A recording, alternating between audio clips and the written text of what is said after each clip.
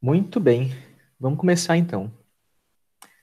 Bom, hoje a nossa aula vai ser sobre trigonometria agora, tá?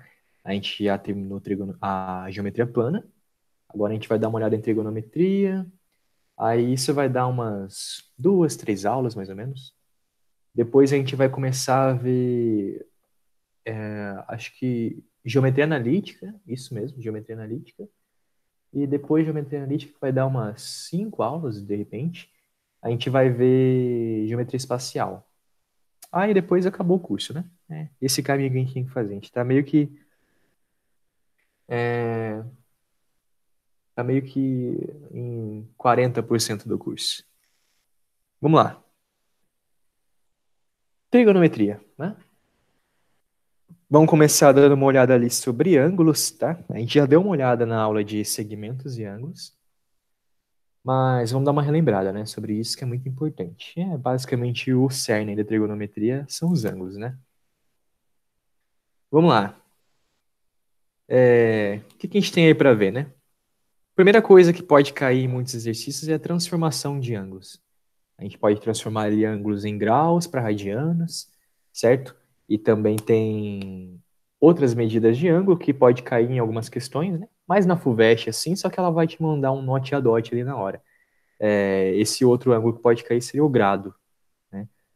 O grado também já expliquei um pouquinho para vocês na aula de segmentos e ângulos, então vocês devem dar uma lembrada de lá. Bom, como é que funciona, né? Tem essa formulinha aqui, ó. O alfa em radianos, né? Radianos, ele é dado em função do alfa em graus da seguinte forma: alfa em graus vezes 360 graus dividido por 2π. Muito bem. Como que a gente faz essa continha, né? Como que a gente descobre essa fórmula, né? A gente só fazer uma regra de 3. Só fazer uma regra de 3. Vocês têm que lembrar que, por exemplo, π está para 180 graus. Ou você pode usar 2π. Vamos fazer com 2π. Vai. 2π está para 360 graus. Assim como o meu ângulo em radianos está para o meu ângulo em graus, né? Aí, se vocês fizerem ali a multiplicação cruzada, né? Na verdade, essa formulinha tá errada, né? Tá errada. Então, como é que fica?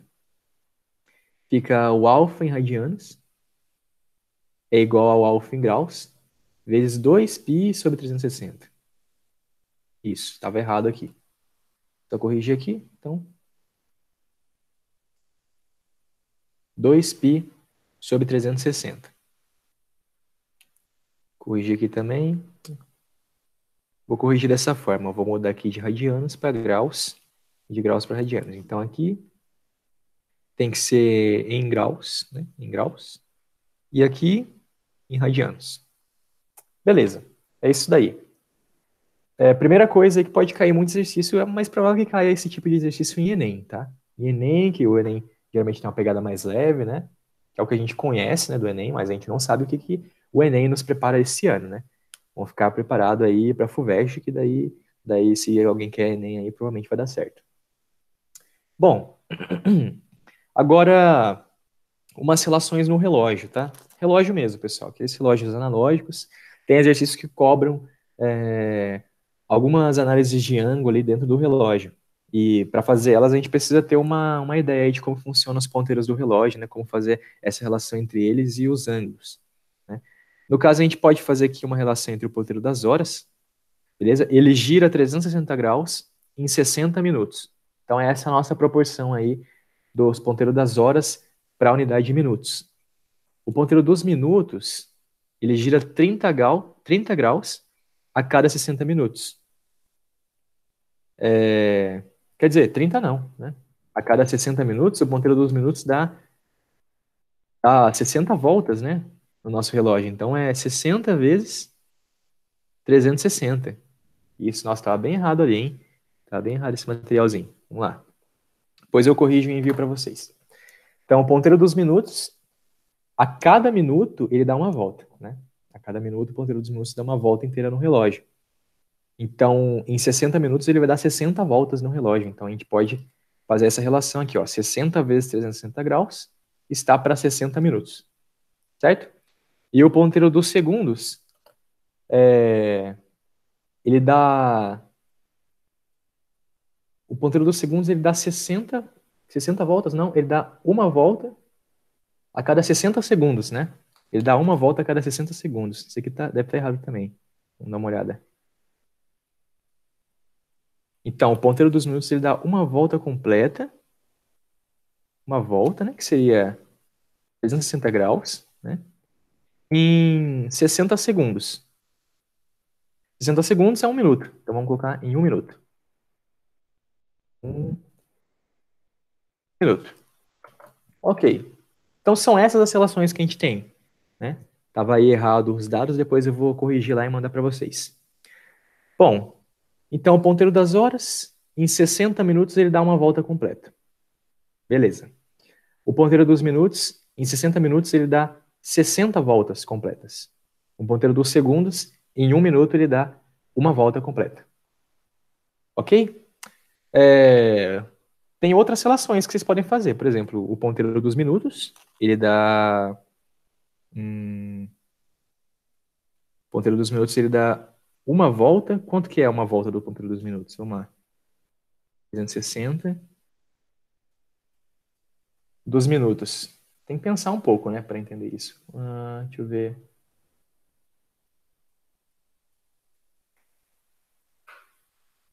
Ih, caramba, minha cabeça tá pensando muito bem, não. Alguém dá uma dica? Dá uma dica? A Cíntia tá online. Dá uma dica, Cíntia. Vou fazer uma circunferência aqui pra gente lembrar do relógio. Então aqui tá o centro do relógio. Aqui tá meu ponteiro em minutos. Tá. Se ele der... É só você que tá aí, poxa. Se ele der uma volta completa, vai passar 60 minutos, né? Então vai ser 360 graus em 60 minutos. Não, mas é o ponteiro das horas que faz isso, né? Eu tô confundindo tudo aqui as coisas. Ponteiro dos minutos.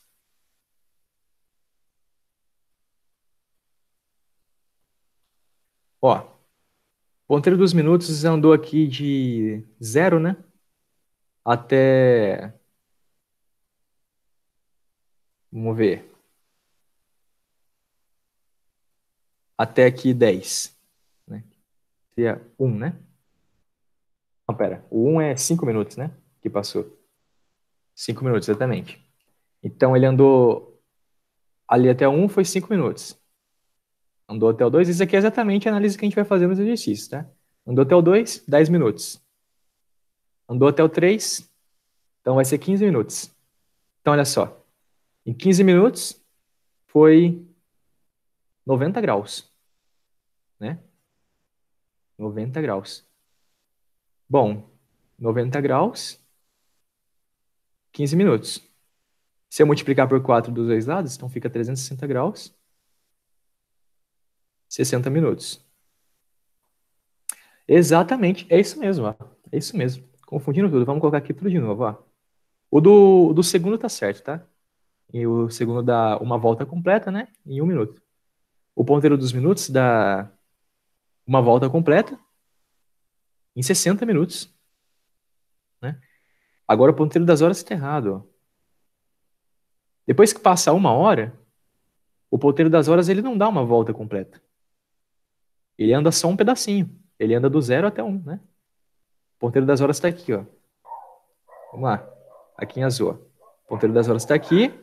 Passou uma hora, aí ele vai estar aqui. Beleza? Então, uma hora é 60 minutos. Quanto que é esse pedaço aqui, ó? Aqui é um pedaço que é igual a esse daqui, que é igual a esse daqui. Os três juntos dá 90. Então, um pedaço desse é 30 graus. Agora sim. Então, o ponteiro das horas anda 30 graus em 60 minutos. Beleza? Agora está correto. Agora está correto sim. Então, essa análise aí que a gente tem que fazer em todo exercício. Vocês veem que a gente acabou de desenvolver aqui agora, né? Porque nem eu decoro. Eu não decoro essas coisas. É só você desenhar um relógio ali e você vai entendendo o funcionamento do relógio, tá? E você coloca essa análise. Se cair uma questão de relógio, você vai ter que fazer ela. Beleza? Depois fazer uma edição nesse vídeo, né? Fazer um corte aí, porque senão fica feio. Vamos lá. Vamos para a próxima parte.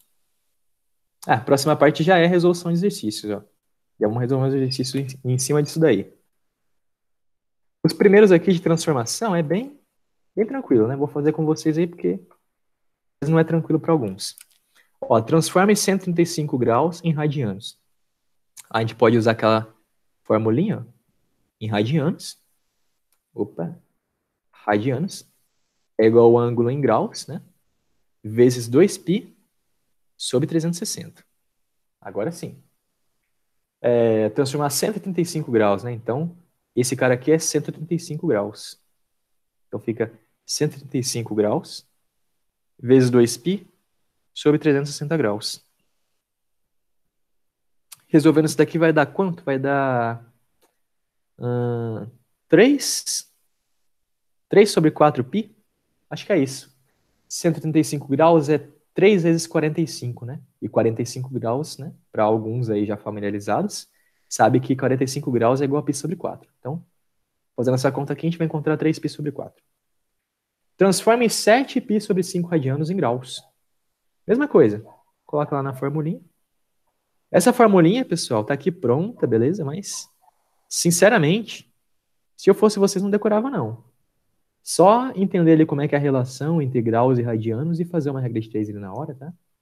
Porque, poxa vida, mais fórmula para decorar é um sufoco, hein? Sacrifício. Eu, pelo menos, não gosto. Vamos lá, então. O ângulo em radiano 7π sobre 5. A gente quer encontrar ele em graus, né? 2π sobre 360. Pode cancelar o π aqui com o π ali. 2 dá para dividir por 360, sobra 180 aqui embaixo. E esse 180, a gente vai passar multiplicando lá para o outro lado. Então, a gente vai ter que alfa em graus vai ser 7 vezes 180 sobre 5. Quanto que dá isso? Deixa eu pegar minha calculadora aqui. Eu não sou bobo nem nada. Não estou fazendo prova de vestibular. Então, vai dar 252 graus. Olha lá, 252 graus. Tá aí, 1 e 2. A 3, ó. Calcule quantos graus tem 1 radiano. Mesma coisa. Vou nem colocar a fórmula já está aqui. Só substituir os valores, ó. 1 radiano, alfa graus, vezes 2π sobre 360. Então, em graus, 1 radiano equivale a 360 graus sobre 2π. Isso dá 180, né? Dividindo o 360 por 2, 180 graus sobre π. Aí, vai depender do exercício.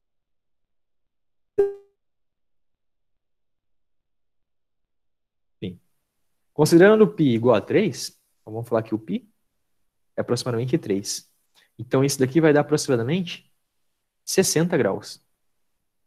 Ok? Então, 1 radiano é aproximadamente 60 graus. Ok? Só que não é 60 graus, tá, pessoal? Não confundam as coisas aí. O π não é 3. Às vezes ele é. Brincadeira, ele nunca é 3. A4. Calcule o menor ângulo formado pelos ponteiros de um relógio às 12 horas e 50 minutos. Daqui já vamos usar o relógio, ó. Tem que fazer um trabalhinho a mais. Vamos desenhar um relógio. Desenha um relógio, tá? Vocês vão aprender que em trigonometria a gente vai estar sempre desenhando um círculo trigonométrico. Então, já se acostuma com isso aqui na parte do relógio. Ó, vamos desenhar aqui os ponteiros dos minutos e o das horas, tudo ali, ó, no 12. Vamos marcar os pontos aqui, né? 12, 1, 2, aí aqui é 3, 4, 5, aí aqui é 6, 7, 8, aqui é 9, 10, 11 e finalmente o 12 ali em cima. Então ele quer 12 horas e 50 minutos. Quando é 50 minutos, nosso ponteiro do minuto tem que estar onde? Hein? Tem que estar onde o ponteiro dos minutos? Tem que estar no 1, no 2, no 3, 4, 5, 6 é meia hora, né? 7, 8, 9 é 45, 10. Isso aí, a Cintia respondeu ali. 10. Então, Vamos fazer um tracejado aqui, ó, unindo 10 até o centro ali. Então, o ponteiro dos minutos tem que estar aqui, ó. Ficou bem bonito esse ponteiro, né? Fala a verdade. Ok. E o ponteiro das horas? Vai estar onde? Ó, eu tô entre meio-dia e 1 hora, né? Meio-dia e 1 hora. Então, o ponteiro tem que estar, o ponteiro das horas tem que estar aqui, ó. Entre esse ponto e entre esse ponto aqui, né? Então, vou desenhar mais ou menos ele aqui, ó. Aqui eu creio que seja aproximadamente 50 minutos. Vou colocar a minha reta aqui. Vamos desenhar. É bom fazer bonitinho, tá, pessoal? Pra vocês não se confundirem. Então, o ponteiro das horas vai estar aqui. Vamos lá. Aí, tá o ponteiro das horas. Muito bem, qual que é o menor ângulo entre eles? O menor ângulo entre eles é esse daqui, né? Ó, esse é o menor ângulo entre eles. Opa, vamos lá. Esse daqui. Quanto que vale esse ângulo aqui, ó? Vou chamar de alfa, ó. Quanto que vale esse ângulo aqui, alfa? Esse ângulo alfa, ele vale o ângulo que representa esses dois pedaços, né, ó? Esses dois pedaços. E a gente viu, né, na última lousa que cada pedaço é 30 graus. Então, alfa é 60 graus, tá? Só que não é só alfa que a gente tem que calcular. O ângulo todo aí é alfa mais esse pedacinho verde aqui, que eu vou chamar de beta. Ok? Para calcular esse pedacinho verde, a gente faz uma regra de 3. Lembrando lá das nossas relações loucas lá, que passado 60 minutos, o ponteiro das horas anda 30 graus. Então, passados 50 minutos, quanto que o ponteiro vai andar? Né? Que é beta, né? Vai andar quanto? Faz a regrinha de 3 ali. O beta vai ser... Quanto que vai ser, hein? 6, 5, 25 graus, é isso? Vou fazer as contas aqui. Beta é igual a 30 vezes 5 sobre 6. 25 graus.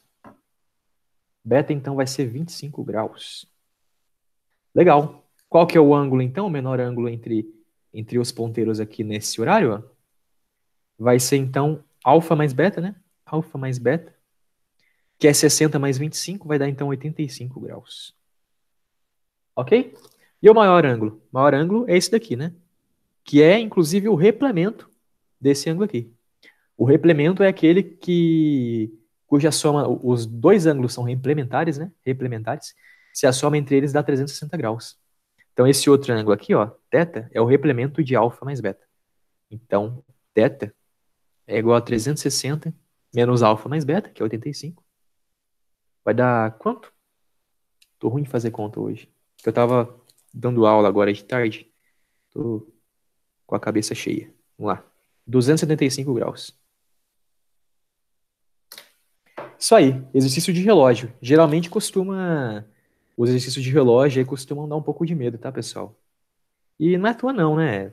As contas são fáceis, mas você tem que ficar fazendo essa análise entre horas, minutos e quanto que vale em graus para cada hora, cada minuto, cada ponteiro. Isso é um pouco confuso, assim. Vocês viram lá na primeira lousa, né? Bom, mas tá aí.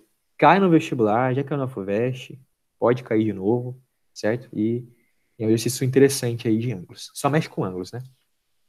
Vamos para a próxima parte, então. Agora sim o ciclo trigonométrico, né? O tal do ciclo trigonométrico. Bom, tem umas propriedades aí do ciclo trigonométrico, né? Primeira coisa é que o ciclo trigonométrico é uma circunferência, tá? É uma circunferência centrada na origem do seu plano cartesiano e ela tem raio 1, beleza? Tem raio 1, vocês podem ver aqui, ó. Raio 1, centro na origem. Muito bem. Características aí, ó. Os ângulos, primeiro, ó, os ângulos são medidos no sentido anti-horário partindo do eixo x positivo. Então, olha só, esse ângulo alfa, qual que é o tamanho dele, ó? Partindo do eixo x positivo no sentido anti-horário, certo? Então, esse é o tamanho do ângulo alfa, representado por essa linha pontilhada aqui, tá? Vocês viram lá em segmentos e ângulos que os ângulos eles são dados por duas retas, né? Duas semirretas. No caso do estudo do ciclo trigonométrico, uma semirreta nossa ela é sempre fixa. É o eixo x positivo. Essa semirreta é sempre fixa. Então, por isso que o ângulo é sempre dado em relação a ela, tá? Então, a gente dá o ângulo, na verdade, baseando-se somente em uma outra semirreta. No caso, essa pontilhada representa o ângulo alfa, né? Se eu fosse pegar essa reta aqui, ó, essa reta aqui, o ângulo que representa essa reta aí vai ser esse daqui, ó, certo? Partindo aqui do eixo x positivo e vem até aqui. Beleza?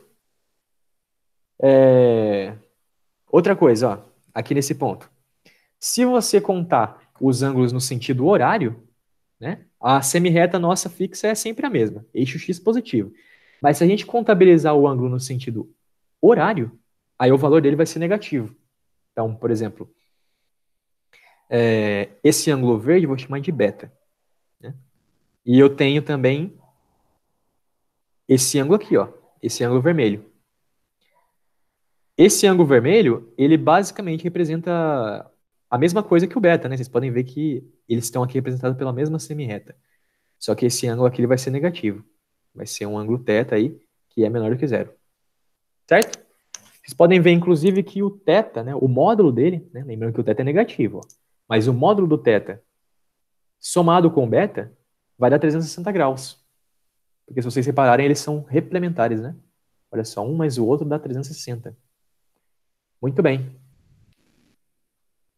Essa outra parte, ó. Uma volta completa equivale a 2π radianos.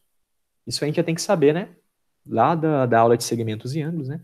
Uma volta completa é 360 graus, ou 2π radianos, e assim por diante. Outra parte, ó. Os ângulos que têm a mesma extremidade, no caso você pode ver no desenho que o beta e o θ, eles têm a mesma extremidade, né? Que é essa reta azul, né? Esse vetorzinho azul que eu fiz. Coloquei um ponto vermelho aqui, ó. Azul de seta vermelha, ó. Esse vetorzinho, ele é uma extremidade comum do beta e do θ, ok?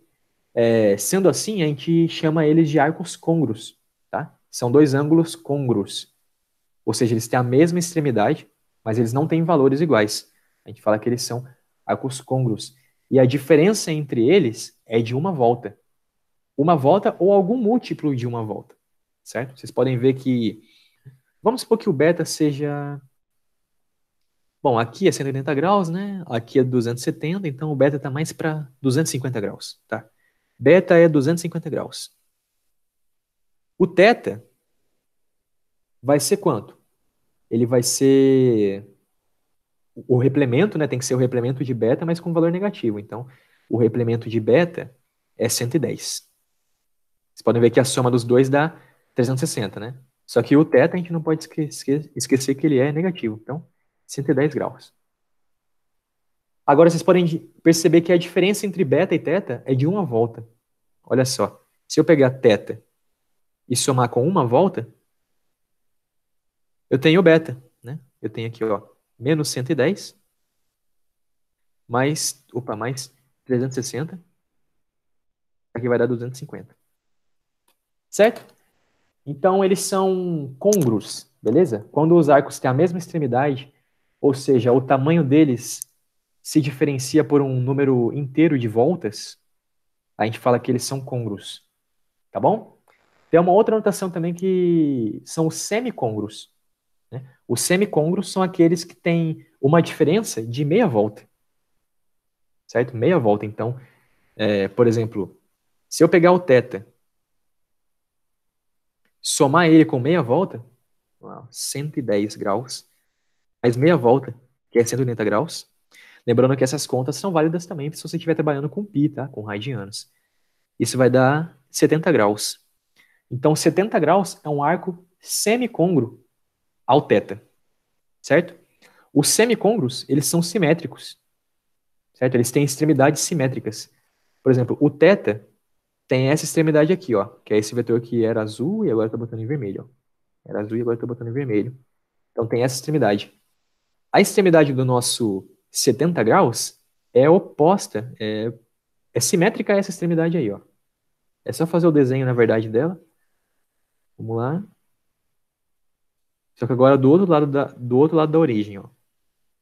Então, aqui, ó. Aqui eu vou ter o meu ângulo de 70 graus.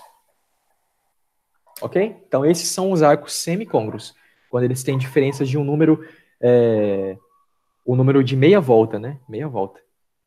Certo? Eu não vou falar que é um número inteiro de meia volta, porque se eu tiver um número par multiplicando meia volta, eu vou ter um número inteiro de uma volta completa. Olha só. Não sei se ficou claro, mas se, por exemplo, eu falar que eu tenho dois arcos em que a diferença entre eles é de 4 meia voltas. Isso daqui é duas voltas completas, né? Então eles não vão ser côngruos. Quer dizer, eles não vão ser semicôngruos, eles vão ser côngruos. Agora, se a diferença entre eles for de um número ímpar de meias voltas, então beleza, então vai ser 180 mais 360. Aí o 360 eu vou ter um côngruo, com mais 180 eu vou ter um semicôngruo, certo? Bom, isso vai ficar um pouco mais claro quando você estiver fazendo exercícios. Na lista que eu vou mandar para vocês vai ter uns exercícios que vai envolver semicôngruo, né, e côngruo, então vocês têm que fazer essa diferenciação. Ok? Muito bem, como que a gente representa um arco côngruo em função de outro? Ó, se eu tenho um ângulo θ, quer dizer, tem um ângulo alfa, né? Os côngruos ao alfa vão ser os ângulos θ, que são iguais ao alfa, mais um número inteiro, ó, k é um número inteiro, de voltas, certo? De voltas que é 2π que eu estou representando. Pode ser 360 graus também, como você queira, tá? Eu aconselho que vocês comecem a se acostumar com o radianos, tá? Com colocar os πs aí, porque basicamente é isso que vai mais aparecer nas provas. Tá? Que mais? Primeira determinação positiva. Primeira determinação positiva é o arco de uma família de côngruos que é o menor positivo possível. Certo? Certo? Será que é certo? Não? O que é isso, Guilherme? Meu Deus. Vamos lá. Eu tenho, por exemplo, o 110, ó. Nosso teto ali anteriormente era 110. Certo? A gente sabe que o ângulo 250 ele é côngruo ao 110, né? Porque o 250 é 110 mais 360, mais uma volta. Só que o 250 também é côngruo a, se eu der mais uma volta, ou seja, colocar mais 360, ele também vai ser côngruo a 610. E o menos 110 também é côngruo a, por exemplo, se eu tirar uma volta, né, der uma volta completa no sentido horário, então eu vou ter menos 360, eu vou ter um novo ângulo que é menos 470 graus. Então, ó, todos esses ângulos são côngruos, que a diferença entre eles é de um número inteiro de voltas. Mas o menor positivo desses caras todos é esse daqui, ó. É o 250. Certo? Então, a gente chama o 250, né, nesse caso particular, como a primeira determinação positiva dessa família de côngruos. Tá? É um termo, tá, pessoal, que vocês têm que entender o significado dele. Vai aparecer em alguns enunciados, e na lista que eu vou mandar para vocês também vai ter isso daí aparecendo lá. Ok? Por enquanto, esse é o cara do nosso ciclo trigonométrico. Lembrando que vocês têm que conhecer muito bem o ciclo trigonométrico, porque a gente vai desenhar ele, ó, muitas, muitas vezes. Vamos partir para a próxima, então? Agora uns exercícios para a gente resolver. Olha aí. O 5. Represente no ciclo trigonométrico os arcos 13π, 7π sobre 3, 572 e menos 17π. Difícil, hein? Vamos lá. Como que a gente vai representar esses arcos? É difícil, né? Porque vocês podem ver que eles são... Tipo, esse cara aqui é maior do que uma volta completa, né? O 13π é maior que uma volta completa. Difícil de representar ele. Mas a gente vai representar ele como a sua extremidade, certo? A sua extremidade, sempre que eu falar da extremidade do ângulo, em ciclos trigonométricos, vai ser aquela que não é fixa, né, pessoal? Porque a gente sabe que uma é fixa, que é o nosso eixo x positivo. Então, deixa eu fazer aqui meu planozinho cartesiano. Aqui y, aqui x. Só colocar aqui para lembrar que o raio é 1, né? Do ciclo trigonométrico. Por enquanto não vai ser necessário esse raio 1, não. Mas depois vai ser essencial. Vamos lá. 13π. Vamos calcular... Como que a gente vai encontrar a extremidade do 13π? A gente vai calcular a primeira determinação positiva do 13π. É para isso que serve, tá? Vamos lá, então. Como é que a gente faz? Você pode pegar o 13π e tirando voltas inteiras. Vamos tirar 2π, vai dar 11π. Tá, é um congruo, mas não é o menor positivo ainda. Vamos tirar 2π. Vai dar 9π. Tira 2π de novo. Essa igualdade aqui não faz sentido não, tá, pessoal? Vamos colocar uma setinha aqui. Vai. Tirei 2π. Aí vai ficar quanto? 7π, né? Beleza. Aí eu tiro 2π de novo. Aí fica 5π. Tô teimando com esse igual aqui, mas não faz sentido esse igual. Vai. 5π. Eu vou pegar o 5π e vou tirar 2π de novo. Vamos fazendo isso, ó. 2π. Aí fica 3π. Aí eu tiro 2π de novo. Vamos lá. Menos 2π. Aí virou π, né? Se eu tirar mais 2π, aí vai dar negativo, né? Se eu tirar mais 2π, aí vai ficar menos π, né? Então, nossa primeira determinação positiva desse ângulo 13π é o π. Então, vamos representar ele aqui no ciclo trigonométrico. Só fazer uma bolinha aqui, ó. No π, ó. Pronto. Aqui é o 13π. Beleza? Então é isso que a gente faz, tá? Vocês vão tirando aí os valores de 2π. Outra forma que pode ser feita. Você pode... Ela tem que ser feita com um valor positivo, tá? Posso pegar... Vamos fazer com o 572 aqui, ó. Pego o 572, divido pelo valor de uma volta completa. Divido por 360 graus. Faça a conta. Olha aí. Tem que pegar o cara todo, né? 572 dividido por 360 graus dá 1, né? Aí fica menos 360 aqui. Vai sobrar 212? É isso? 212? É isso, 212. Então, o que a gente encontrou aqui, ó? A gente encontrou que 360 mais o resto, que foi 212, é igual a 572. O resto já é a nossa primeira determinação positiva, certo? Porque o resto é menor, o resto é menor que uma volta completa, né? Então, o resto já é a nossa primeira determinação positiva. Então, 212 vai ser o arco côngruo aqui ao 572, que a gente pode marcar na circunferência. Onde está o 212? Bom, aqui, nesse ponto verde, é 180 graus, né? 180 graus, se eu traçar aqui, na metade desse arco aqui, ó, vai ser 180 mais 45 graus, né? Metade de 90. Aí vai dar 225 graus, então é um pouco antes, né? Deve ser tipo aqui, ó. Deve ser tipo aqui. 572 graus. Vamos fazer com o C agora.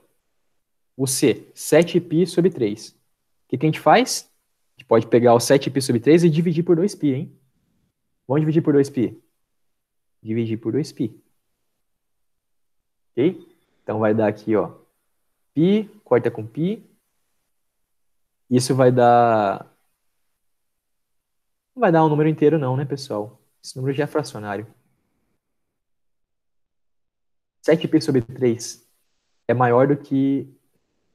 Ó, 7π sobre 3 é 6π sobre 3 mais π sobre 3, né? 6π sobre 3 é quanto? 6π sobre 3 é 2π. Então, 7π sobre 3 é 2π mais π sobre 3. Aí, agora a gente já dividiu, né? Basicamente, por 2π.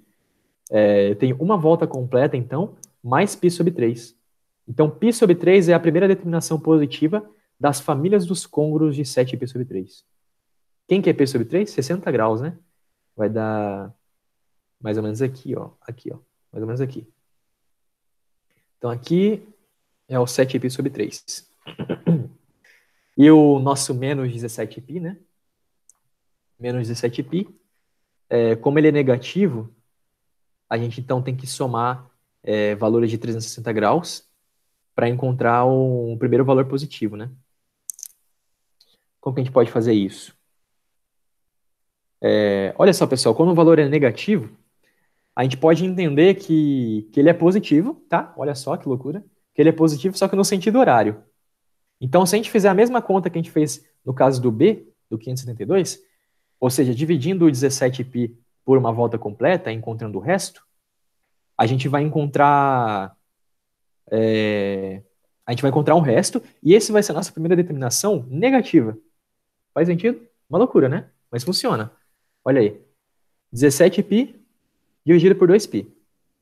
O π a gente pode cortar, né? Então vai ser 17 dividido por 2. 17 dividido por 2 dá quanto? Dá 8, né? E sobra 1. Dá 8 e sobra 1. Então, menos 17π, ele é côngruo a menos π, né? Sobrou 1, ó. Menos π. Beleza? Menos π, então, vai ser a primeira determinação negativa. É a mesma ideia da primeira determinação positiva, só que agora é negativa, tá? Só que como a gente quer a positiva para colocar no nosso menos π, colocar ali na circunferência, né, a gente pode somar uma volta, certo? Quando você tem a primeira determinação negativa, para você encontrar a positiva, você soma uma volta. Daí é claro que ele vai ficar positivo, né, esse valor. Vai ficar π, então. E o π está onde? O π está aqui, ó. Então aqui é menos 17π também. Legal? Precisava fazer a primeira determinação positiva necessariamente para encontrar o lugar aí da circunferência onde a gente ia colocar o nosso ângulo? Não. Se eu encontrei aqui menos π como a primeira determinação negativa, é só encontrar o menos π, só que dando a volta agora no sentido horário, né? Vai cair no mesmo ponto, né? Ó. Isso aqui é menos π. Isso aqui é mais π. Legal? Então, muita coisa aí que a gente pode fazer em cima do ciclo trigonométrico. Vamos para o exercício 6 aí, ó. Represente no ciclo trigonométrico as famílias de arcos. Agora são as famílias de arcos, pessoal, olha só. Primeiro, ó, são os arcos aqui AB, né, pertencente aos reais, tal que AB igual a π mais kπ. Olha que loucura. Eu tenho π mais kπ, não é mais K2π, certo? Então, esse conjunto aqui não vão ser os côngruos de π, porque aqui eu tenho kπ e não K2π. K2π é um número inteiro de voltas completas, mas kπ é um número inteiro de meias voltas. Então, aqui, nesse grupo, a gente vai ter os côngruos, né? Os côngruos de π quando o k for par, né? Porque quando o k for par, aí eu vou ter um múltiplo de uma volta inteira, né? E os semicôngruos de π quando o k for ímpar. Certo? Então, o que eu vou ter aí, ó? Eu vou ter... Deixa eu fazer aqui no espaço... Cadê? Aí. Vou fazer aqui embaixo. Vamos lá, vamos lá. Vou fazer aqui minha reta. Aqui, eixo X, eixo... Opa, ficou torto isso aqui. Eixo Y. Mais ou menos, né? Vai lá. Quem que é o π? Π é o primeiro cara. Π tá aqui. Quem que é π mais π, né? Quando o k é 1. π mais π. π mais π é 2π. Vai ser esse cara aqui. Certo? Então pronto. Tá feita a nossa família ali, ó. Nossa família vai ser os côngruos de π, que são todos os caras que caem nesse ponto, e os côngruos de 2π, né? Ou seja, os semicôngruos de π, que vão cair aqui em cima. Certo? Então, no caso do A, essa é a nossa família. Beleza? Aí no caso do B, aí você tem que fazer a mesma ideia, ó. No caso do B, os ângulos são kπ sobre 2. Kπ sobre 2. Se o k for 0, aí vai ser aqui, ó. Nesse ponto aqui mesmo. Se o k for 1, vai ser esse cara, né? Π sobre 2. Se o k for 2, aí vai ser π. Se o k for 3, 3π sobre 2. O k é 4, aqui de novo. Aí se repete, certo? De π sobre 2 em π sobre 2. Então aqui, π sobre 2, mais π sobre 2, mais π sobre 2, mais π sobre 2. Então vão ser esses 4 pontos, ok? Então é olhar para o desenho mesmo do ciclo trigonométrico e entender como é que funcionam aí as coisas, tá, pessoal? Vou ter que desenhar bastante esse cara aqui. Vamos pagar aqui agora para fazer os outros exercícios ali.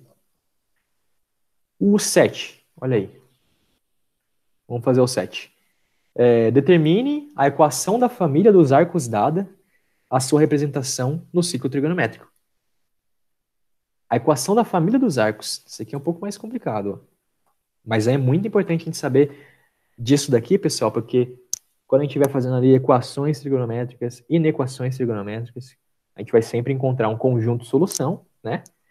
E nos conjuntos soluções, a gente não vai poder colocar somente um arco ou outro. Tem que colocar a família de arcos, certo?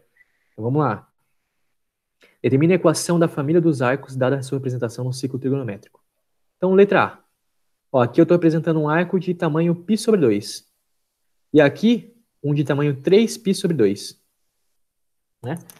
Qual que é a relação entre esses dois arcos? Um é semicôngruo do outro. Né? Vocês podem ver que eles são simétricos em relação à origem. Um é semicôngruo do outro.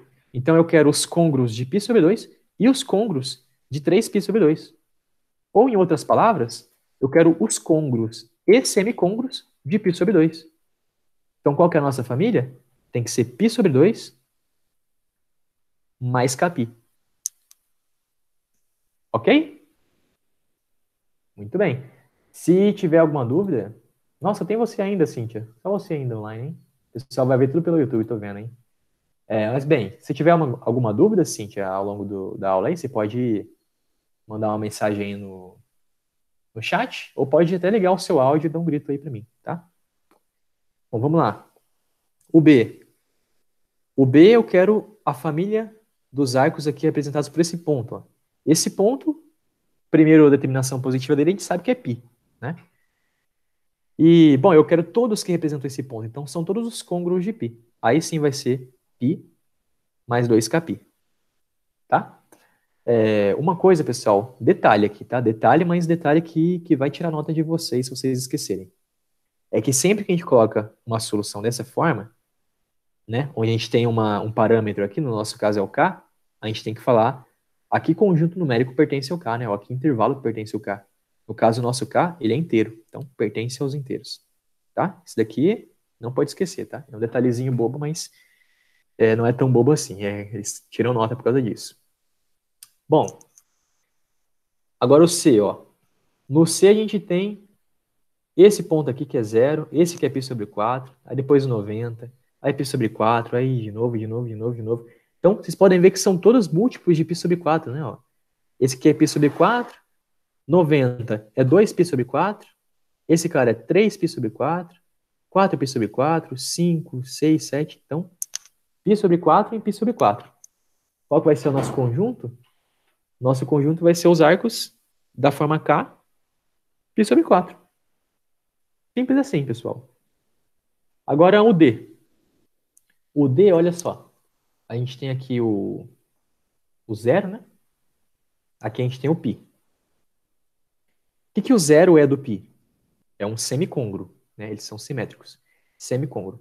Então, para o caso do 0 e do π, a gente vai ter essa família, ó, dos côngruos e semicôngruos de π, né? Então a gente vai ter essa família que é π mais kπ. Ou a gente poderia simplesmente escrever como kπ, né? Porque o kπ já pega o π também, né? Se o k for 1, aí é π. Então, π mais kπ é a mesma coisa que kπ, tá, pessoal? Sendo k um número inteiro, podendo variar aí para qualquer valor inteiro. E a gente tem um outro cara aqui que é o nosso π sobre 2, né? A gente quer os côngruos do π sobre 2. Então, vai ser π sobre 2 mais 2kπ. Certo? Então, agora a nossa família tem duas regras, olha. Tem duas regras. Vai ser essa regra aqui e essa regra aqui. Certo? Todas, né, para o nosso k inteiro. K pertence aos inteiros. Às vezes vai acontecer isso, pessoal. Às vezes vocês têm que colocar mais de uma regra, tá? Muitas vezes, na verdade, isso daí acontece. E às vezes você acaba resolvendo o seu problema, aparece várias regras, tá? Só que você pode pegar essas regras e comprimir para uma ou duas, certo? Dá para você diminuir, se você tiver uma percepção ali melhor do seu problema. Mas eu não vou dizer que isso é necessário, tá? Se for uma questão dissertativa, talvez vocês podem colocar ali todas as regras assim, sem diminuir, que não tem problema. Vamos ver a 8. Calcule a primeira determinação positiva. Olha aí, do 1000. 1000 divide por 360. Aí vai dar quanto? Quanto que dá? Vou fazer aqui na minha calculadora, beleza? Então, 1000 dividido por 360 dá duas voltas completas. Então dá 720 e sobra. Então 1000 menos 720 sobra 280. Sobra 280 graus. 280 já é menor que 360, né? Então 280 é a nossa primeira determinação positiva. Aí a Fernanda aparecendo aí. E aí, Fernanda, tudo bem? É um prazer imenso ter você aqui conosco. Vamos lá. Agora pro ângulo aí que é negativo, né? Como é que a gente faz? É que nem eu expliquei ali no nosso item D da questão 5. Você vai fazer a mesma divisão por 360, né? Só que daí, no fim das contas, o resto vai ser a primeira determinação negativa. Vamos lá. 2350 divide por 360. Aí vai dar quanto? Vou fazer aqui na minha calculadora, tá? 2,350 dividido por 360 dá 6. 6 vezes 360. 6 voltas completas. Então dá 2.160. E sobra 190 graus. Certo? Só que esse valor é negativo, né? Então, ó, a primeira determinação negativa é 190 graus. Como a gente quer a positiva, a gente soma uma volta completa. Isso vai dar quanto? Ai, tô ruim de fazer conta hoje, gente. Meu Deus. 360 menos 190. 170. Vai dar 170 graus. Então, essa é a nossa primeira determinação positiva do ângulo menos 2.350 graus. Ok? Então, é meio como uma receita de bolo, tá? É uma receitinha de bolo. Tem que entender, lógico, como é que ela funciona, mas depois é só aplicar. Então, foi o item 8 ali. Vamos para a próxima parte. Agora, as funções trigonométricas básicas, né? Olha aí. O seno e o cosseno, primeiramente. Né? Se a gente tem o nosso ciclo trigonométrico e tem aqui um ângulo qualquer, esse ângulo aqui, ó, representado por esse ponto, né? A projeção desse lado do ângulo, né, dessa extremidade dele, no eixo y vai dar o nosso seno. Legal? E a projeção desse ângulo no eixo horizontal vai dar o cosseno. É isso, pessoal, basicamente. É isso. A gente já viu o seno e cosseno nos triângulos, né? Já vimos isso lá. Agora é aí no ciclo trigonométrico. Tá bom? Não tem muita diferença não, assim. Vocês podem ver que a gente tem um triângulo retângulo aqui formado, né? Um triângulo retângulo. Quem que é o seno? Cateto oposto, ó. Esse cara aqui. É o cateto oposto. E o cosseno? Cateto adjacente, que é esse cara aqui. E é esse cara aqui também. Ok? Muito bem. Agora tem aí uma das coisas principais na trigonometria, que é a relação fundamental da trigonometria. Bom, ela diz simplesmente que para um ângulo x qualquer, tá? Um ângulo x aí real, o seno ao quadrado desse ângulo mais o cosseno ao quadrado desse ângulo é igual a 1. Gente, isso é muito importante, tem que estar no sangue de vocês, viu? Tem que estar no sangue mesmo. E basicamente todas as outras expressões que a gente vê vão sair dessa relação, tá? Vamos lá para a próxima parte, então. Os gráficos, né? O gráfico do seno e do cosseno. Bom, o gráfico do seno aí eu usei o GeoGebra para ajudar a gente. Quem assistiu aí a aula, o aulão terça-feira, viu o nosso cara GeoGebra trabalhando aí, foi muito legal. Então, o seno ele tem essa carinha aqui, ó. Essa carinha aqui é uma função periódica, tá? Esse pedacinho aqui vai daqui até aqui, ele fica se repetindo, ó. Quando acabou, começa um novo. Então, é uma função periódica. Para o cosseno, a mesma coisa, ó. O pedacinho que sai daqui e vem até aqui, ele fica se repetindo. Beleza? Bom, vocês podem ver que a diferença entre um gráfico e do outro é que o do cosseno é um pouquinho atrás do seno, né? Olhando nesse desenho que eu coloquei, ó. Vocês podem ver que o seno tem um pico aqui e o pico do cosseno é um pouquinho atrás, ó. O pico do cosseno é aqui. Certo? O seno dá um zero aqui e o cosseno dá um zero aqui um pouquinho atrás, ó. Beleza? Esse pouquinho atrás é um tamanho de π sobre 2. Π sobre 2. Certo? Vocês podem ver também que a função do seno é uma função ímpar. Uma função ímpar. Espero que vocês já tenham visto lá com o professor de álgebra de vocês sobre funções. Se não viram, vão ver depois e vão lembrar disso daqui. O seno é uma função ímpar. Isso quer dizer que ela é simétrica, né? O gráfico do seno é simétrico em relação à nossa origem. Simétrico em relação à nossa origem. Então, por exemplo, se eu pegar um ponto aqui, ó, do gráfico de seno, e esse ponto é, sei lá, A, B, ok? Vai ter um outro ponto também pertencente ao gráfico do seno, que seria esse ponto, e esse ponto vai ser menos A, menos B, certo? Isso mostra que o gráfico do seno ele é simétrico em relação à origem. E lembrando que é uma função ímpar também, a gente pode lembrar que o seno do ângulo menos x é igual a menos o seno de x. Exemplo numérico aqui para vocês verem, ó. A gente sabe que seno de 30 é meio, né? Isso aqui é conhecido, né? Quanto que é o seno de menos 30? Menos 30. Vai ser menos meio. Certo? Isso daí é característica de uma função ímpar. Agora o nosso cara cosseno, ele não. Ele é uma função par. Certo? Ele não. Hã? Pegou a mensagem subliminar? Ok. O cosseno é uma função par. Olha aí. A função par ela é simétrica em relação ao eixo y. Okay? A função ímpar é simétrica em relação à origem. A par é simétrica em relação ao eixo y. Aí não precisa mostrar muita simetria para vocês, porque dá para ver, né, que se vocês pegarem o eixo y aí, que é o eixo y, ó, tá aqui, ó. Se pegar o eixo y e fazer ele como se fosse um espelho, vocês vão ver que o que aparece de um lado, né, é o mesmo que aparece do outro.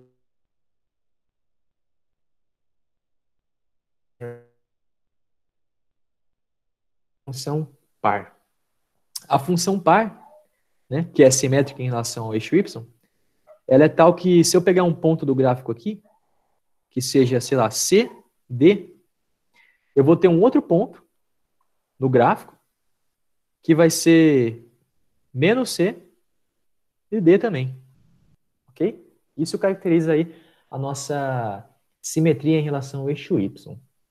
Beleza? A gente pode escrever então que o cosseno de menos x é igual ao cosseno de x. Dá um exemplo numérico aqui, ó. Cosseno de 45 graus. Esse daqui é igual a raiz de 2 sobre 2. E o cosseno de menos 45 graus? Também é igual a raiz de 2 sobre 2. Certo? Então tá aí um pouquinho sobre os gráficos aí de seno e cosseno. Não vou falar muito sobre período agora, que eu acho que isso vai ser mais interessante quando a gente estiver vendo sobre funções mesmo, seno e cosseno. Mas já fica aqui só de uma palhinha aqui para vocês que o período das duas funções, né? O período do seno, vou colocar seno de x. O período de seno de x é igual ao período de cosseno de x, que é igual a 2π, né? Isso quer dizer que a cada 2π a nossa função se repete, o gráfico dela se repete, certo? Isso quer dizer, inclusive, que eu marquei aqui para vocês verem, né, que esse pedacinho que sai daqui e vem até aqui, ele fica se repetindo, né? E a distância entre essa marcação que eu fiz e a outra ali é exatamente 2π. Ok? Muito bom então, pessoal. Deixa eu ver aqui. Um outro ponto aqui é que vocês podem perceber que o gráfico aí do seno de x e cosseno de x, eles estão ali enclausurados ali entre menos 1 e 1 no eixo y, né? Então, isso quer dizer que o conjunto imagem, né? O conjunto imagem do seno de x e cosseno de x vai do menos 1 até o 1. Só aí que eles se encontram, certo? Dessas funções seno de x e cosseno de x puras, tá? Quem viu o aulão de terça-feira viu umas outras formas aí de escrever funções de seno e cosseno, tá? Multiplicando na frente, multiplicando dentro do x, enfim. Isso daí altera também a nossa amplitude, né? Altera o conjunto imagem e altera o período também. Aí, quem não viu, dá uma olhada lá no aulão, tá lá no canal nosso também. Vocês vão ver que ficou muito bom aquele aulão, tá? Tá bem gostoso de assistir. Bom, outra coisa, né, que eu acho que está um pouco claro é que o domínio das funções seno e cosseno eles são os reais, tá? Então, O seno e o cosseno podem existir para qualquer x real. Tá? Isso não acontece em outras funções. Não é em todas. No seno e cosseno acontece. Eles existem para qualquer x real, qualquer ângulo real. Vamos lá para a próxima parte.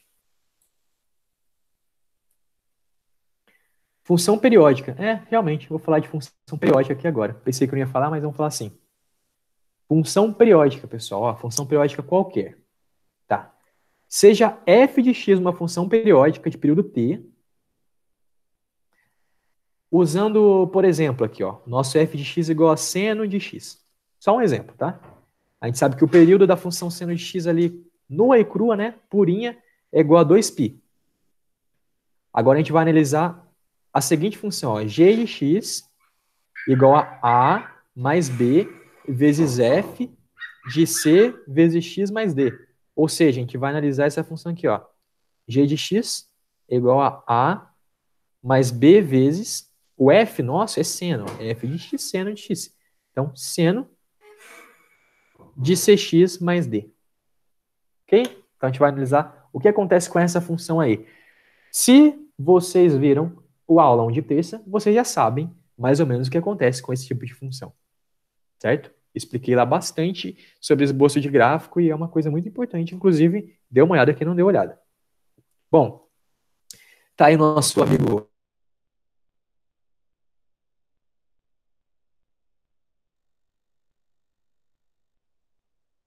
seno de x, certo? E essa função verde é essa função aqui, ó, a g, onde o nosso a eu coloquei igual a 1, o b eu coloquei igual a 2, o c eu coloquei igual a meio, e o d eu coloquei igual a π, certo? Então tá aí, ó, deu esse gráfico verde. Vamos entender o que aconteceu, né, com o nosso gráfico azul para virar esse gráfico verde. Bom, primeira coisa é que eu multipliquei no núcleo da nossa função, né? Nossa função era f de x, que é o seno de x, né? Eu multipliquei fora dela por 2. Aí eu expliquei para você o que acontece, né? Multiplicou por 2, a função vai meio que dar uma esticada, certo? Uma esticada ali em relação ao eixo x, vai esticar para cima, e o que está embaixo do eixo x vai esticar para baixo, certo? Esticar em quantas vezes? Estica em 2 vezes. Então, o nosso módulo, ó, no valor máximo, né, do nosso seno antes era 1, tá aqui, ó, 1. Agora ele passou a ser 2. O valor mínimo era menos 1, agora ele passou a ser menos 2. Certo? Então é o que eu falei para vocês, ó. O seno e o cosseno, purinho ali, eles estão enclausurados entre menos 1 e 1. Mas é só eles purinho, né? Se eu multiplicar por 2, ele já mudei tudo a história. O que acontece quando eu pego a nossa função seno de x e somo 1? Né? Somo 1 fora. Expliquei lá na aula de terça. Ó. Se eu pegar a minha função f de x, somar mais 1, o gráfico dela vai subir em uma unidade. Né? Subir ali na direção do eixo y positivo. Então, todo mundo aqui sobe uma unidade, ó. Subiu uma unidade aqui, subiu uma unidade aqui, todo mundo. Agora, o que acontece se eu pegar a minha função seno de x e somar π? Eu somei π ali junto com o meu x, certo? O que acontece? Mostrei também lá na aula de terça, lá no aulão, tá no site lá, no canal nosso. Ó, se eu pegar um f de x e colocar alguma coisa nele, ó, somar junto com o x, né? Anteriormente a gente somou fora do f de x, agora eu estou somando junto com o x. Né? Se esse d é um número positivo, então o gráfico da minha função f de x, ele vai andar d unidades para a esquerda, certo?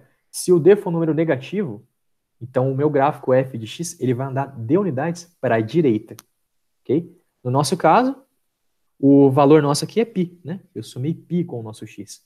Então, meu gráfico do seno, que era o azulzinho claro, ele vai andar π unidades para a esquerda, certo? Só que como o gráfico do seno ele é periódico e a metade do período dele vale π, não tem tanta diferença assim se a gente andar para a direita ou para a esquerda, mas tá aí o nosso gráfico roxinho, como é que fica, né? Vamos lá, então, ó. Primeiramente, a gente fez a mudança de multiplicar no seno por 2, certo? E ver o que acontecia. Depois a gente fez a mudança de somar 1 no seno e viu o que acontecia. Depois somamos π no x, vimos o que acontece. Agora vamos continuar. Agora eu estou multiplicando por meio no meu x.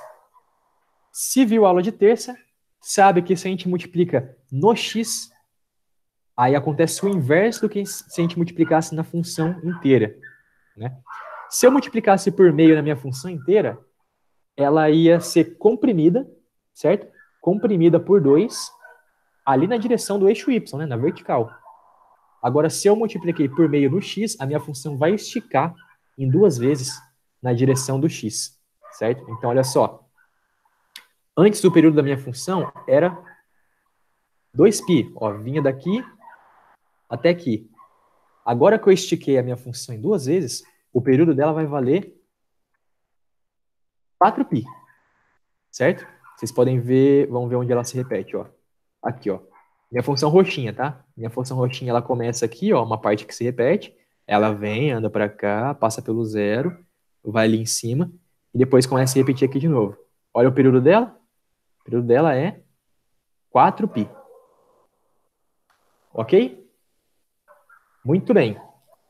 Agora, a gente vai colocar todas as coisas uma em cima da outra, ó. Aumentei o período, né? Aí deu uma esticada. Somei π, aí ela vai andar π para a esquerda, ó. Então, tá vendo que antes o meu topo era aqui, ó. O meu topo era aqui. Aí eu vou andar π para a esquerda. Então, o meu topo vai passar a ser aqui, ó. Legal? Depois eu somei mais um fora da função. Aí ela vai subir inteirinho, o gráfico vai subir uma unidade. Então, antes aqui, ó, o topo era 1, né? Agora vocês podem ver que o topo dela é 2. Todo mundo subiu uma unidade, ó. Antes ela passava aqui no 0. Agora ela vai cruzar aqui o eixo y no 1. Né? Todo mundo subiu uma unidade. Por fim, multipliquei aqui o núcleo da nossa função por 2. Então, aqui em relação ao nosso eixo y, eixo y igual a 1, né? Que seria esse eixo de simetria dela aqui, ó. Passa por essa reta onde eu estou riscando. Agora, a nossa função ela vai aumentar, né? Vai dar uma esticada, certo? Para cima desse eixo e para baixo dele. Então, aqui, ó, desse ponto aqui para o eixo de simetria dela, eu tenho uma unidade. Só que agora ela vai esticar em 2, então agora vai ser 2 unidades, ó. Então aqui é o meu eixo que passa pelo y igual a 1, né? E agora eu estou aqui, ó, no 3. Antes eu estava no 2. Agora eu estou no 3. Legal? E ela estica para baixo também. Então é isso que acontece com a nossa função trigonométrica. Mas não é só com ela, tá, pessoal? Com todas as funções, essas coisas que aconteceram aí, que a gente for analisando, acontece também. Se vocês verem aí o aulão de terça-feira, tá lá no canal, vocês vão entender certinho como é que funciona isso.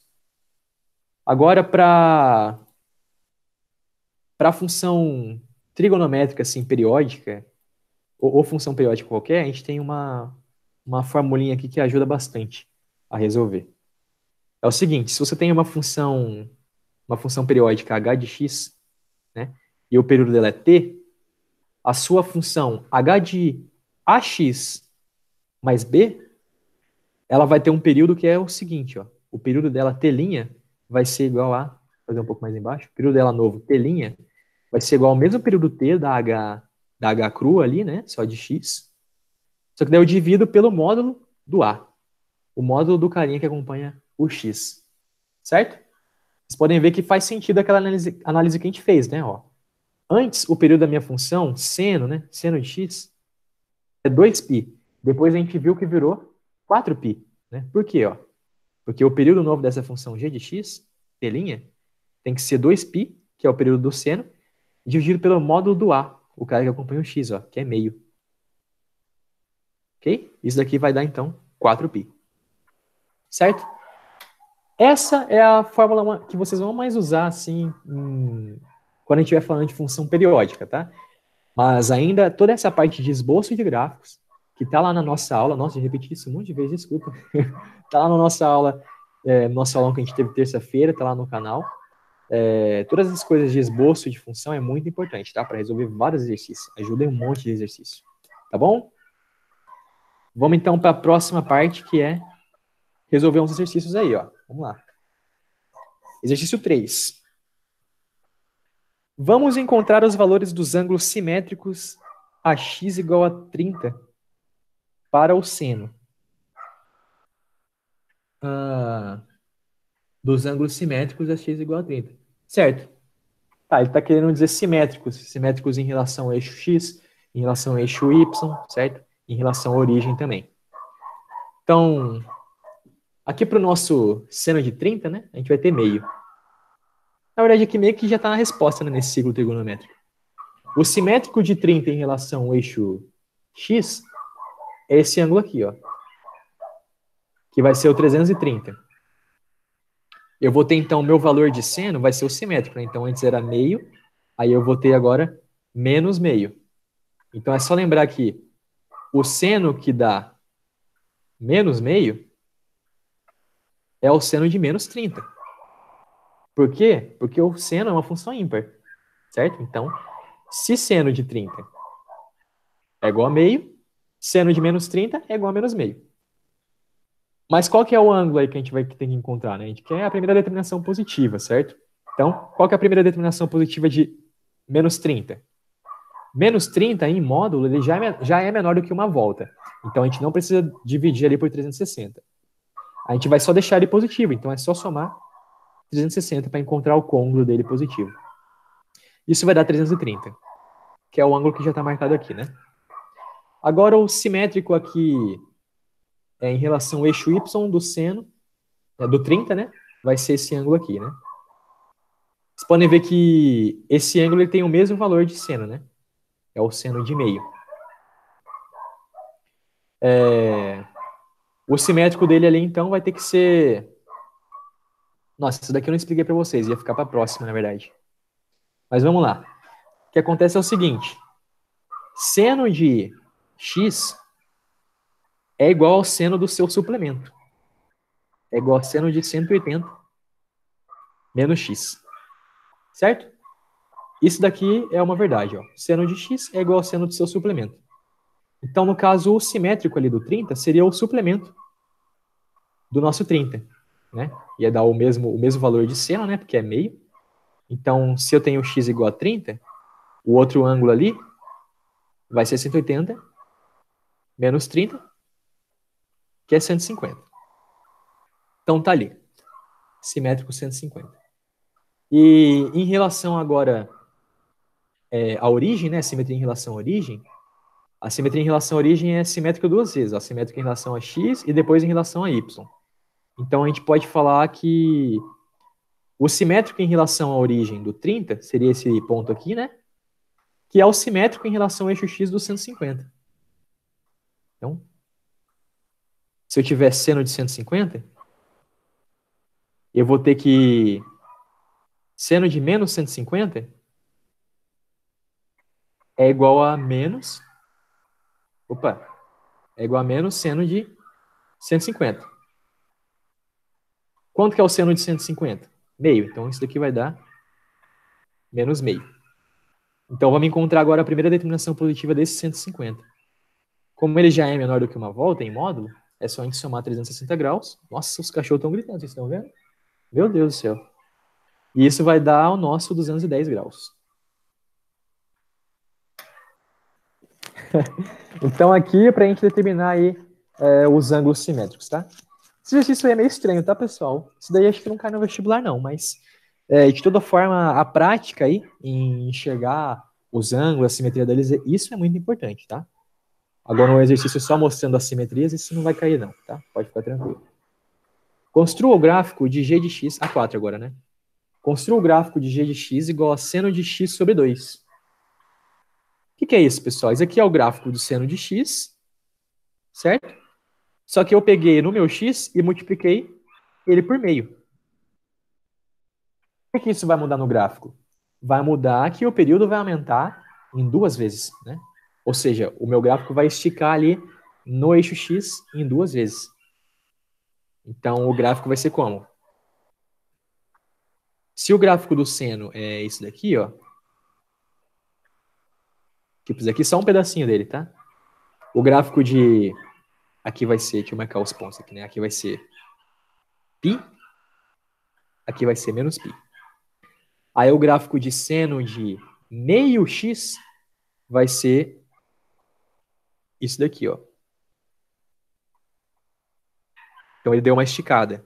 Opa, tem que bater ali na mesma altura. Isso. Deu uma esticada. Então aqui vai ser 2π. Aqui vai ser menos 2π. Pera aí, deixa eu ver aqui, ó. Comentário aqui. Tava ansiosa para ver o gráfico de seno de 8π, mas não vai ser dessa vez. 8π. Ai, muito bom. Vamos lá. Construa o gráfico g de x igual a 1 mais meio seno de 2x. Olha só. Nosso núcleo dessa função g de x é o seno de x, né? Então, o seno de x já tá desenhado aqui, ó. Esse carinha aqui. Tá desenhado aqui. Fazer tudo em cima do mesmo desenho, tá, pessoal? Pra gente poupar tempo. Aí eu multipliquei, olha só.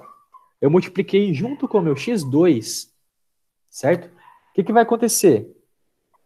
A função, ela vai comprimir ali na direção do eixo x em 2 vezes. Lembra lá do esboço do gráfico. Se você não entender isso, é só lembrar que o período dessa função seno de 2x tem que ser tal que ele é igual ao período da função anterior, né, seno de x, 2π, dividido pelo módulo de A. O módulo de A é 2. Então, isso aqui vai ser π. Então, agora a nossa função, ela... vamos ver, ela vai ter que ter um tamanho de π, né? Então, aqui vai ter que ser π sobre 2. E aqui vai ter que ser π sobre 2. Então, a minha função vai fazer isso aqui, ó. Vou colocar de uma outra cor, ó.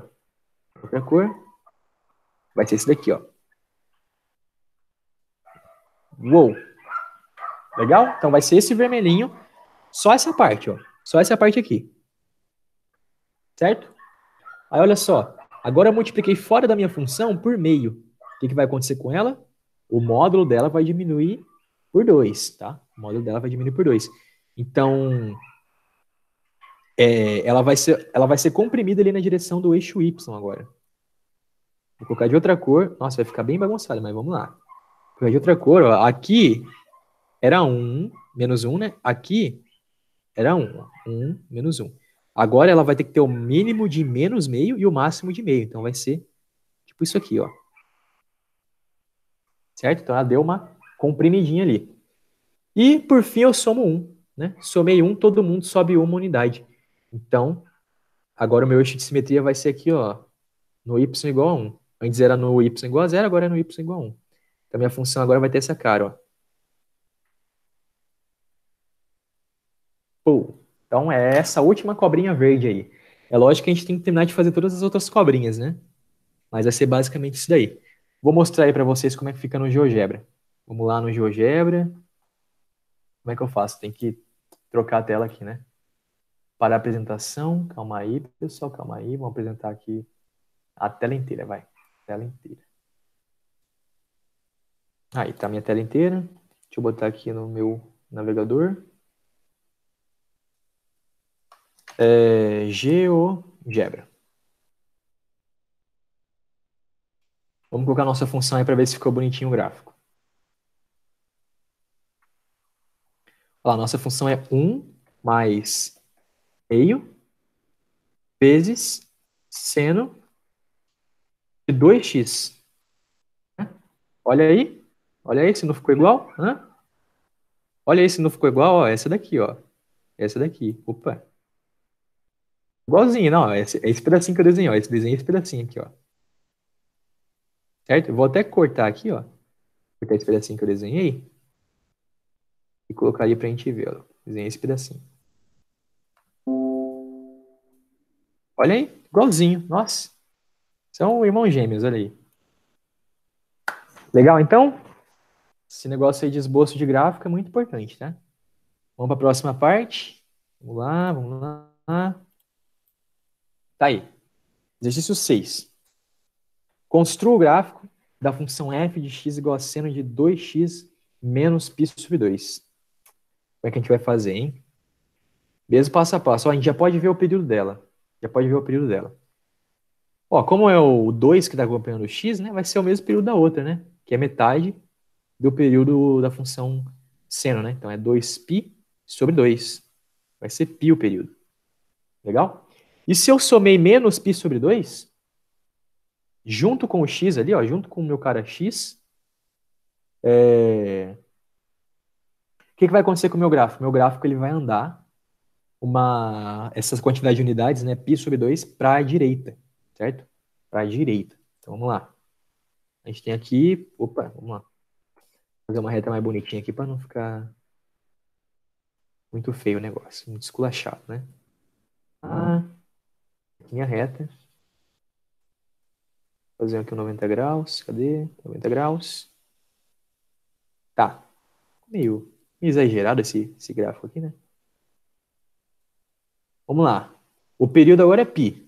Então, vamos ver aqui, ó. π sobre 2. Aqui π sobre 2. Vamos falar que é π sobre 2 aqui. Menos π, né? Menos π sobre 2. Aqui π sobre 2. Aqui vai ser π. Aqui vai ser π também. Como é que seria o gráfico só da seno de 2x, né? Só da seno de 2x. Depois a gente soma o π sobre 2 ali. Só da seno de 2x seria esse daqui, ó. Ela ainda tem um módulo aqui menos 1, né? E 1 ali em cima. Então, 1 menos 1. Então, seria tipo isso aqui, ó. Seria assim, ó. Eita! Aí, seria isso daqui. Mais ou menos, né? Mais ou menos isso. Aí se repete, né? Se repete aqui, pra cá, aqui assim, ó. Se repete aqui assim. Ficou meio feio o gráfico, né? Mas enfim, eu desenho só esse pedacinho dela. Aí eu somei ali o nosso menos π junto com... Menos π sobre 2 junto com a nossa variável ali, né? Então, nosso gráfico ele vai andar π sobre 2 para a direita. Então, todos os pontos vão andar ali, ó, para a direita, π sobre 2, para a direita, π sobre 2. A gente vai ter, então, o quê? Vai ter esse gráfico aqui, ó. Opa, opa. Isso daqui. Ok? É mais ou menos isso mesmo, né? Deixa eu ver. É, acho que é isso mesmo. Vamos confirmar lá no GeoGebra? Vamos lá. GeoGebra. Ah, GeoGebra é legal, hein? Eu gosto dele. Seno de 2x menos i sobre 2. Olha aí, vamos ver se a gente acertou. Vamos ver. Acertou não, né? Acertou não. Vamos voltar. A gente fez a mudança ali errada. Vamos lá. Então, seno de x vai ser... Seno de 2x, né? Vai ser isso aqui, ó. Vem daqui. Opa, e aqui. Tá certo aí. Então, vão dar π sobre 2 para cá. Ah,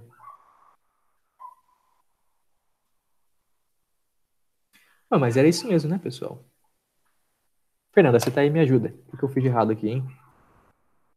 2x. Lá, nosso gráfico de 2x, né? Que é esse vermelhinho que a gente tinha feito. Tá aqui. Né? Esse ponto aqui, ó, é π sobre 2. Opa. Esse ponto onde tá certinho, cadê? Vamos lá. Esse ponto aqui onde tá certinho é π sobre 2. Então, minha função vai andar π sobre 2 para a direita, né? Que é o gráfico verde. Então, andou aqui. Isso aqui não é π sobre 2 não que ela andou, né? Ela andou π sobre 4. Andou metade. Por que deu esse problema, hein?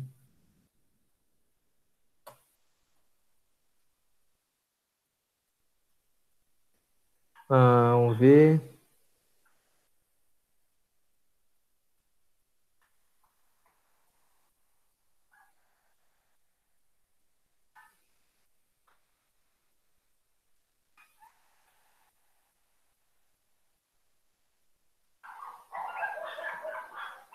Acho que eu sei o problema. É que aqui a gente não tá somando... A gente não tá somando junto do x, né? A gente tá somando isso aqui junto do 2x. Então, a regra do esboço de gráfico é quando a gente soma no x, né? Então, a gente vai colocar o x em evidência para ver o que a gente está somando no x. Vamos colocar o x em evidência. Então, fica 2x menos π sobre 4, né? Ó, se eu fazer a distribuição, eu vou ter 2x, né? E menos π sobre 2. Então, agora sim, ó, o que a gente está somando no x é menos π sobre 4 e não π sobre 2, certo? Π sobre 2 a gente está somando no 2x, né? E não no x. E a técnica de esboço de gráfico, né, eu expliquei para vocês quando a gente soma no x, certo? Então, o que a gente está somando no x é menos π sobre 4. Então, a nossa função vai ter que andar π sobre 4 unidades para a direita. Por isso que vai dar esse novo gráfico aqui. E vem daqui, sobe aqui e cai aqui. Isso, aí vai dar esse gráfico aí. Daí faz sentido, né, com nosso GeoGebra. O verde seria o gráfico vermelho que a gente desenhou lá, e o vermelho seria o verde que a gente desenhou lá. Né? Então tá correto. Então aí foi uma falta de atenção aí, beleza? Tem que seguir certinho as técnicas de esboço de gráfico lá que eu expliquei para vocês.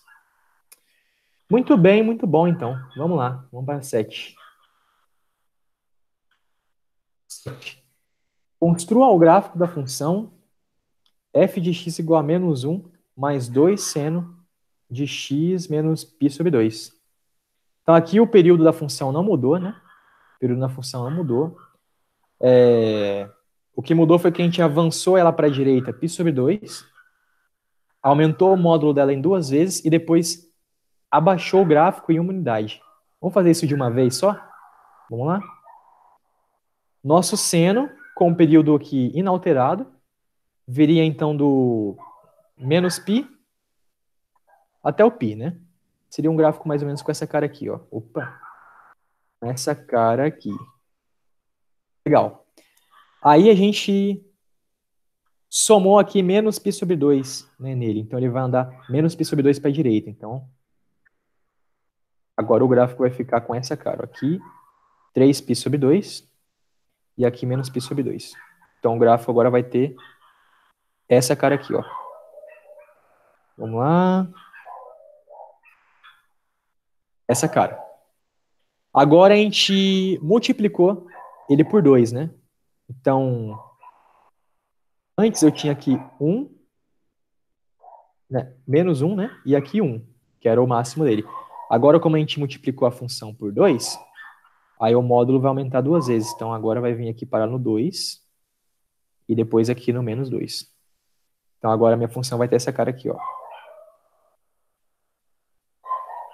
E lá em cima. Legal? Agora, por último, a gente subtraiu aqui uma unidade na função inteira, né? Então, a gente vai descer toda a função, todo o gráfico dela em uma unidade. Então, aqui onde era 0, vai cair em cima da reta y igual a menos 1. Aqui onde é 0 também vai cair em cima dessa reta y igual a menos 1. Aqui onde é 2 vai cair em cima da reta y igual a 1, certo?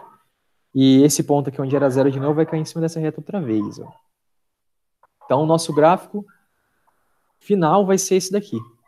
Ah, e aqui onde era menos 2 vai cair aqui no menos 3, né? Vai cair aqui no menos 3. Então o nosso gráfico final vai ser esse daqui, ó. Vai ser aqui, subiu ali, bateu aqui e desceu. Nossa, ficou muito torto esse gráfico aí. Mas acho que dá para entender, né? Dá para entender um pouco aí. Então, tá aí. Esboço de gráfico. Vamos conferir? Vamos conferir, porque eu posso ter errado alguma coisa. Acho que não. Acho que agora já foi o erro que a gente ia ter que errar, né?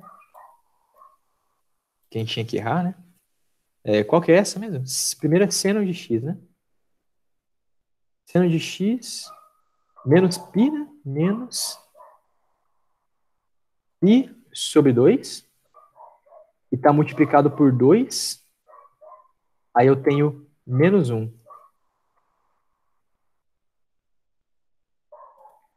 Esse cara aí. Vamos ver, ó. Toca no menos 3, toca aqui no menos 3. Legal?